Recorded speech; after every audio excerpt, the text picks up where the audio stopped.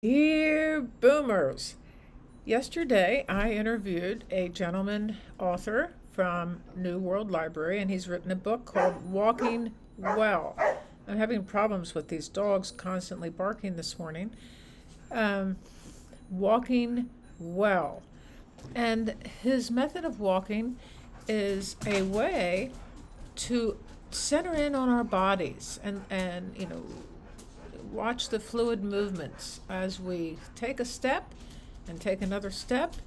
And he actually showed me how to walk on this interview in his living room. Now, the thing is, I can't release the interview, and I won't until about the 2nd or 3rd of September, when at that point um, the book will be published. So, yeah, there you have that. But I want to just go over some of the things that I felt were very, very important. First of all, his name is Bruce Ferkman. He lives in Coyote, New Mexico, and way, way out in the countryside, where he goes and gets his drinking water from a clean stream, where he chops his own wood and probably heats with wood, of course. And everything that he does is very, very progressive and very, very unusual for people my age. And he is a boomer. And he actually made a comment or two about how one of his whys is to make sure that the boomers don't, fall down to the thinking of the world all the time, that we're getting old. And when people think they're getting old, they often are not breathing. We talked about that.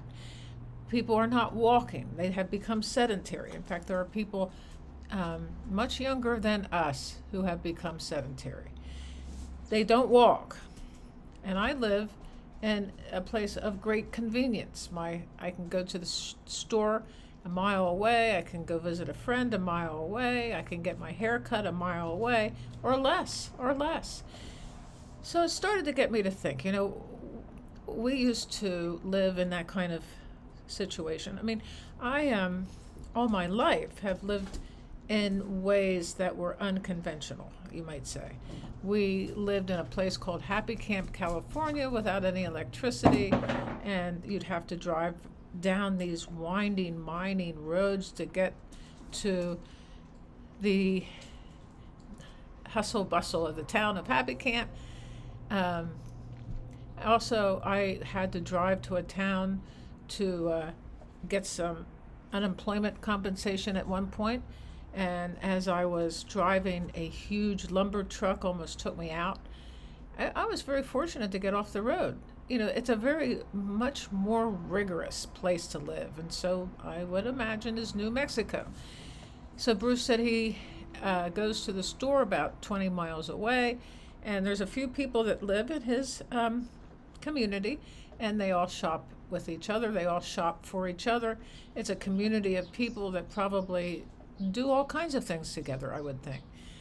And, we used to get together and play music with our friends, and I always missed that. I think probably that is something Bruce does.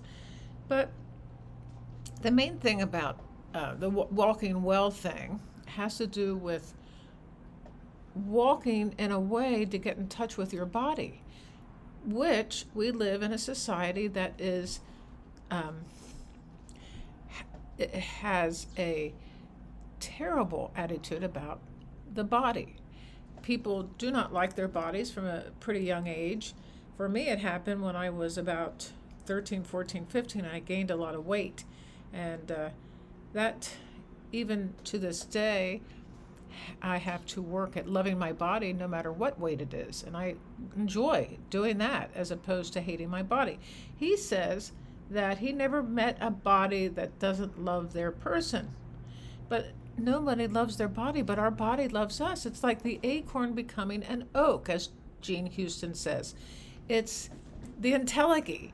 Our body wants to become, it serves us, it heals us. And even if you suddenly get some sort of terrible diagnosis, the body works with you. My dog Pearl was diagnosed with Cushing's disease, and instead of giving her all kinds of pharmaceuticals, which I don't want to do, I give her a supplement for canine Cushing's, and she's doing great. I did get some blood work done on her, but I've come to not even care what that result is. She's happy, she's having a great life, she likes me around, she likes Masa, we're all good. And her body is responding to the herb. I can tell. I think animals love their bodies much more than humans. They don't even think about it. They don't think about not liking their bodies. You know, they're very, very evolved human dogs. So there's never been a body that doesn't love their person. And so we must revere our bodies. And that's the whole thing with walking well, getting in touch with the movements of your body. And we were talking about the feet. The feet. Feeling rooted on the ground as you stand, feeling rooted wherever you are sitting, because your body is using this chair I'm sitting. My body is using this chair that I am sitting on to relax and talk to you about what it means to love your body, to walk well, to plant each step that you take with intention, although he never used that particular word. He has a website called, he has bruceferkman.com. That's Ferkman. I haven't seen that particular website, but he has one called graceofsense.com, and he has a YouTube channel. So here we are communicating with people on YouTube, the YouTube community. Matt Dix has a YouTube channel, as does Bruce, and it's almost like we are part of this YouTube community together. It's very important on YouTube to communicate with our community.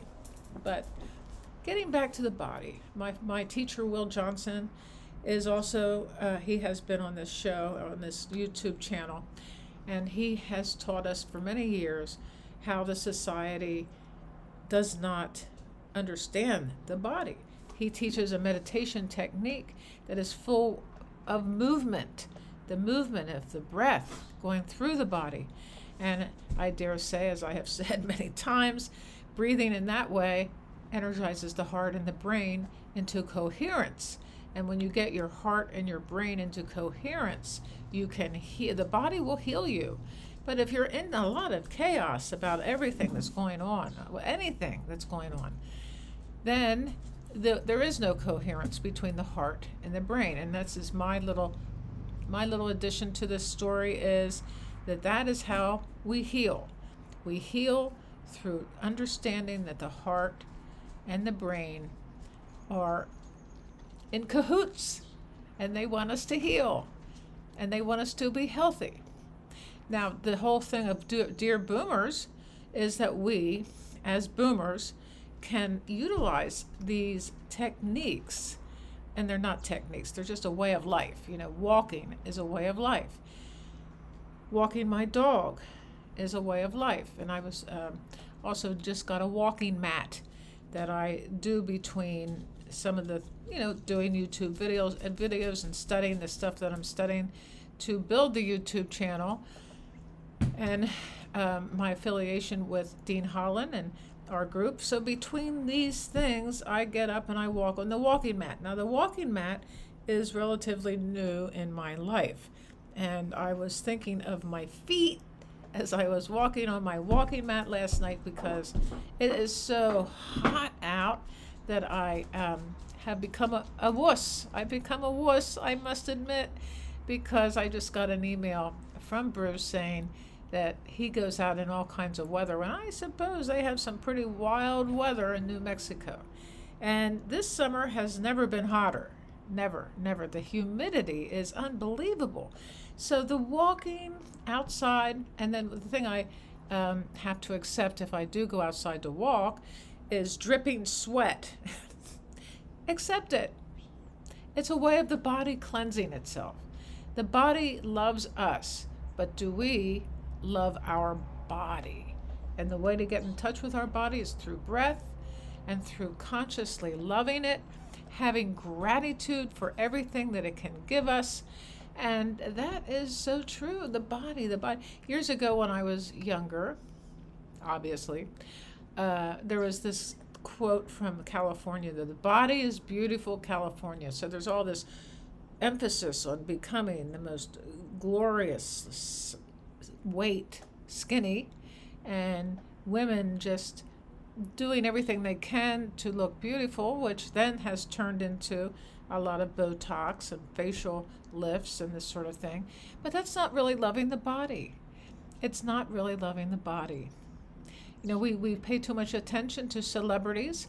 Celebrities are somehow gods in many people's eyes. They follow the life of these celebrities. The celebrities are human beings, just like you and I. And they probably would love to know more about walking well, and they would probably love to know how to tell better stories like Matt Dix.